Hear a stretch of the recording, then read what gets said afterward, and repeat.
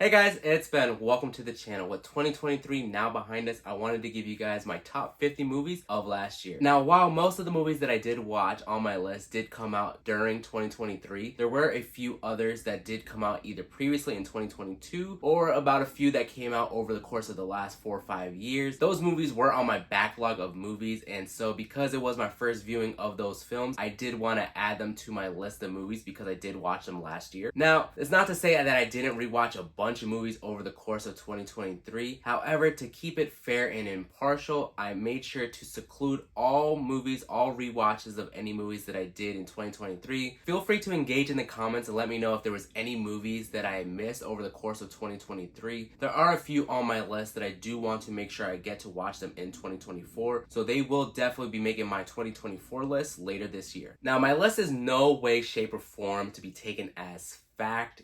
This is my personal ranking, and I just wanted to give you guys a little bit more insight of the movies that I have seen over the course of 2023. Alright, let's just get right into it. Starting off at number 50 is by far the worst movie of the year, and that goes off to this movie starring Natalie Portman. It is titled May December. The story itself is pretty lackluster and simplistic. It's a movie about Natalie Portman's character making a movie about Julianne Moore's character during the specific time frame of when she meets this younger boy. The backstory of Moore's character seems interesting. I don't think they really executed it to a way that I would personally enjoy. I definitely would not recommend this movie at all. There were certain times where the score just wouldn't go with what was going on, and there were certain times where you thought something was going to go on just based off of the score and the music in the background, and then literally nothing happened. They really should have dived more into the mental health aspect of Julianne Moore's character, and I think that would have given a lot better understanding in what she was dealing with, as opposed to what they really did in the execution of just trying to make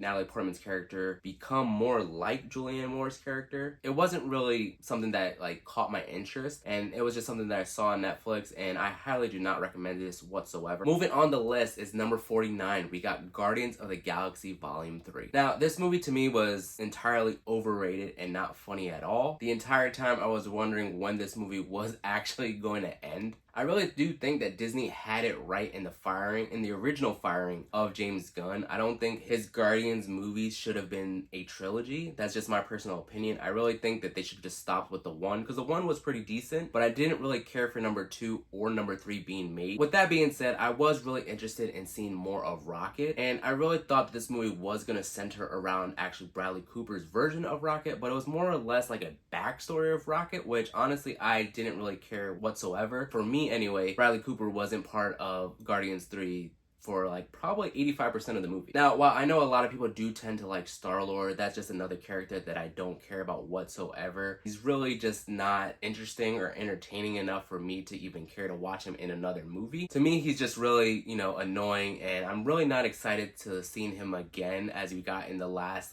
end bit of the movie where it said he will return. I'm not looking forward to any of that, especially during the whole entire movie. He was trying to get back with Gamora, and it was just really just unflattering, giving me those ick vibes. The soundtrack to Volume 3 also was one of the worst. I just don't really care for this movie or the music or the soundtrack. Honestly, if it wasn't for the May December movie coming out so late in the year, Guardians of the Galaxy Volume 3 would have been my top choice for worst movie of the year. Number 48 goes to Teenage Mutant Ninja Turtles Mutant Mayhem. If there's one thing to take me out of a movie, it's vomit scenes. If there's a second thing to take me out of a movie, it's bugs. Unfortunately, Teenage Mutant Ninja Turtle Mutant Mayhem had both, and more or less an abundance of vomit scenes. It really took me out of liking all the Turtles, because the Turtles I did grow up with, so I do like the live action movies and some of the other animated stuff that we've gotten over the last few years. I really was a fan of those past works, and so I was really disappointed with this one. Now, I will say the silver lining of it, they did cast the GOAT Jackie Chan as Splinter. Other than that, it gets 2 thumbs down for me. At 47, I got DC's Legion of Superheroes. Now, while this isn't the worst animated film or the worst animated DC film. I had no idea that they actually started off a new, like, extended shared DC animated universe. So with that being said, I actually saw the sequel to this movie before I saw this one, and it's just the way I saw it, it didn't really interest me because it really revolves around like Supergirl, her going into the future, and then really not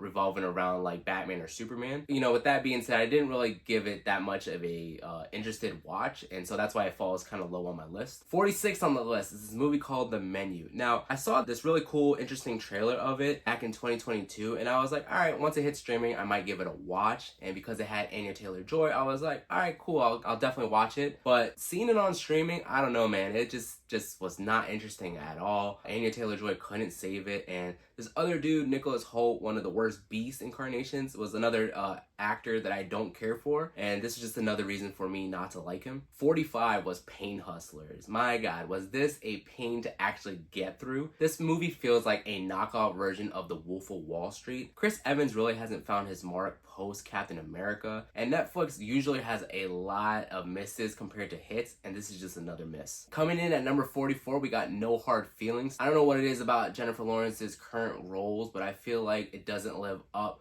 to the expectations of what you want in a Jennifer Lawrence movie. I feel like she's a well-established actress, and for some reason now she's getting roles that really should have been roles of hers when she was an up-and-coming actress, as opposed to, you know, like the decorated career that she does have. This was another movie where the trailer actually got me, and I really thought there were some funny scenes, and then when you actually get to the movie, you realize that all the funny scenes were already seen in the trailer, so I actually laughed more times probably in the trailer than I did in the actual movie. Her full frontal nude scene in the movie also looks super weird and out of whack, and it's kind of funny because at times it kind of looks fake and staged. However, I know Jennifer Lawrence has gone in and said this was an actual real stunt that she actually did do herself. However, I don't think she needs to bear it all, you know, in a movie like this, especially at a scene in that time where it just felt off. Like, she probably could have just had clothes in that scene and it would have still been an okay scene. At number 43, we got Shazam! Fury of the Gods. This is a sequel to the original Shazam movie, and this movie was so bad that I actually got blocked off of Twitter from the director of the movie. If you guys want an actual review of Shazam 2, make sure to check out the card up here, and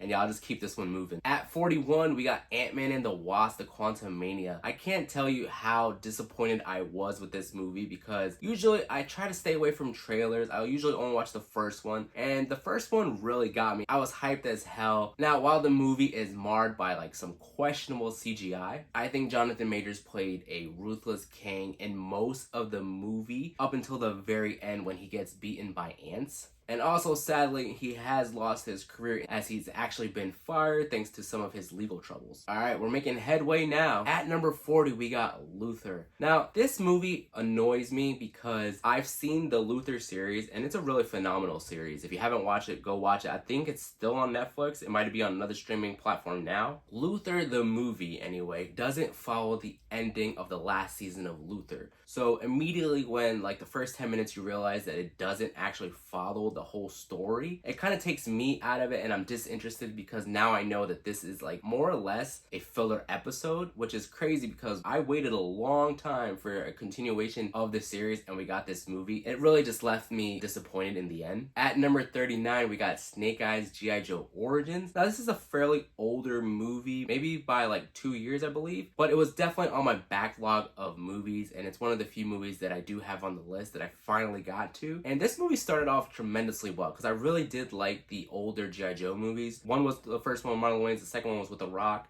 and I really did enjoy those movies, so I was pretty excited to see another G.I. Joe movie, even if it was like a prequel movie. But somewhere along like midway through the movie, like it just got really bad.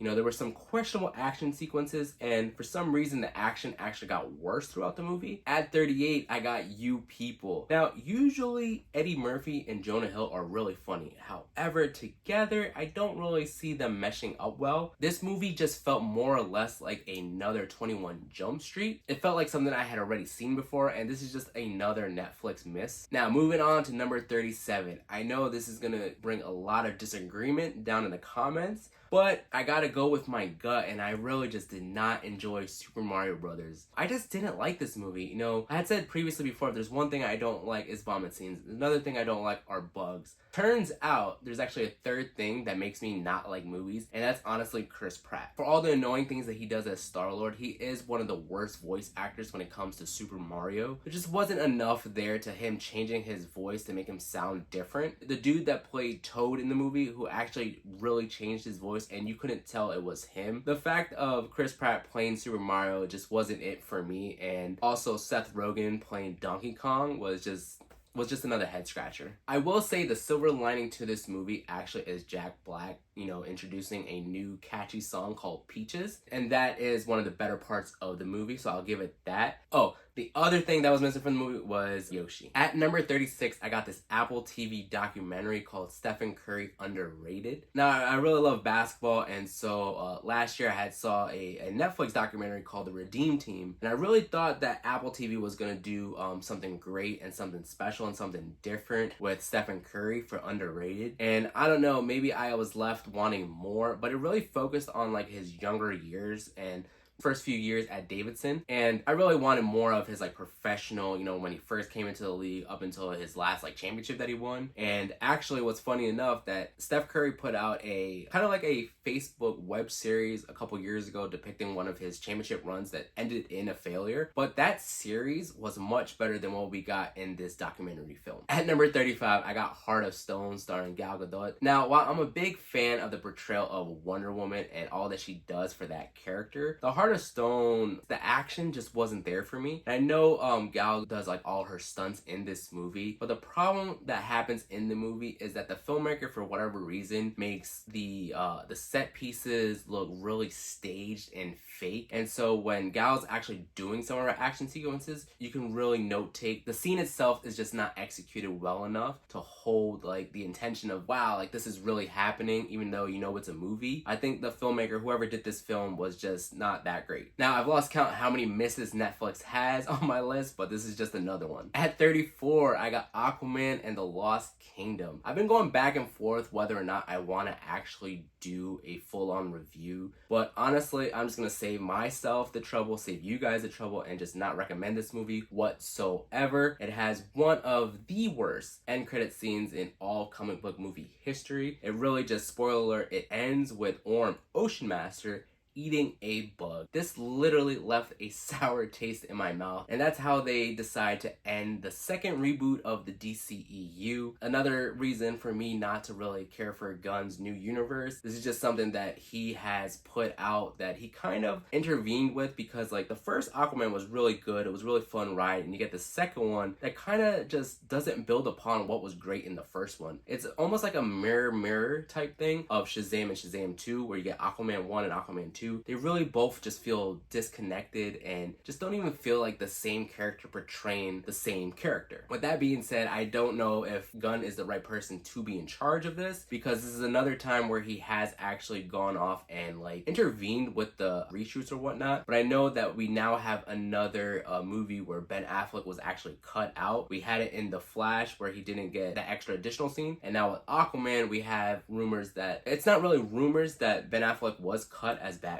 from Aquaman 2. We actually do have like an Instagram photo talking about Jason Momoa posting that he was on set with Ben Affleck. They did cut that scene from the movie. There are some good parts of Aquaman 2, don't get me wrong. Black Manta Mera, the like 10 minutes that she was in the movie was honestly really cool. Her powers are really showcased well on the screen, and I gotta give it up to James Wan on this front, because at least he didn't kill her off. So I know a lot of people are gonna be mad about that, but that was a silver lining for me. At 33, I'll keep this short. This is another DC animation movie. This is Justice League Warworld, and actually I believe this is the movie that was supposed to take place after Legion of Superheroes. At the end of Legion of Superheroes, there was an end credit that actually showcased something hitting Superman and Batman and thus transporting them somewhere else in another alternate universe or reality. And so this movie kind of started off with Batman and Wonder Woman being transported into another alternate universe. They didn't show how Wonder Woman got there. I was kind of confused in the beginning because I wasn't sure what was going on, and it wasn't up until those two characters met up with Clark's character in his alternate reality reality where it actually started picking up, getting a little bit more interesting. I do know that this movie is supposed to lead into the next announced DC movie, which is Crisis on Infinite Earths, so that'll be cool to watch, but this one just didn't do it for me either. At 32, we got Scream 6. Now, while Scream 6 started off really cool and different with having like a new killer type dude, and the problem with Scream 6 was that they killed off that new incarnation within like the first 10 minutes and just kind of went like the same old route that they've gone with like Scream 2 and Scream 3. And so it really just took out all the momentum that was going well from Scream 5. And Scream 6 was just kind of like a dud for me. Number 31 is an older movie. It's called Ingrid Goes West. And there's just something about Aubrey Plaza that really gets me intrigued in seeing her roles, especially after watching White Lotus season 2. This one just was okay. It's just kind of weird because they have like some MCU characters in the movie actually. And it's really weird to see Wanda Maximoff, Elizabeth Olsen, you know, being in a couple, like in a relationship with the knockoff Captain America, John Walker. It's as weird as it sounds, and like the cool comic relief of the movie is O'Shea Jackson. So shout out to him because he was the best part of that movie. But that's just another movie that's just on my list, and it kind of just sits there in like the kind of like in the middle, but a little below it. For number 30, I got an Apple TV original film. It's called Ghosted, and this is another Chris Evans not so great movie. It has Ana de Armas, and she does really cool action sequences. And I was a big fan of their previous movie together, which was on Netflix last year. I believe it was The Gray Man, and I think that movie was one of the better movies of 2022. And this one just kind of sits right behind Ingrid Goes West, so it's just another movie that's kind of just there. Moving on to number 29, I gave that honor to BlacKkKlansman. Now, this was another movie that was on my backlog of movies to watch, and I really thought it was going to be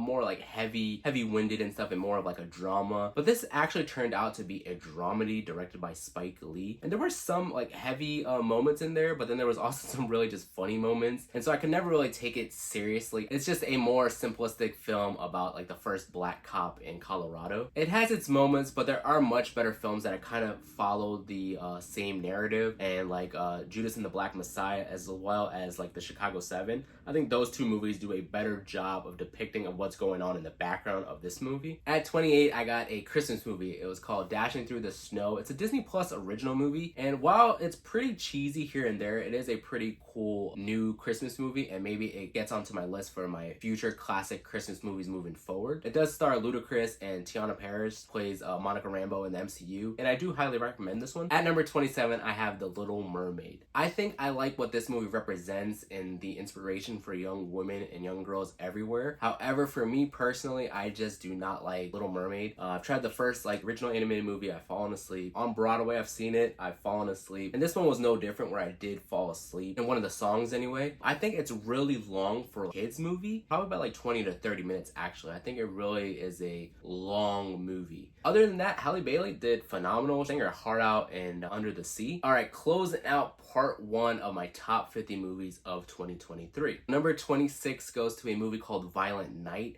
I believe it came out a little bit later in 2022, and it was one of the very first movies that I saw in 2023. And actually, I was fairly surprised. It's almost like a combination of a Christmas movie and a slasher movie hauled into one. It's funny at moments, it's a little gruesome at moments, but it's not over the top bloody gruesome. And so I think it sits there in like that middle medium way of how I like my movies when it's that rated R. David Harbour plays a hilarious Santa when he's just taking out all the bad guys. This honestly might be a classic Christmas movie moving forward. Alright guys, don't forget to like this video, subscribe to the channel if you haven't done so already. Make sure you guys turn on that notification button to be alerted of part 2 that should arrive later this week, and I'll catch you guys on the next one. Peace.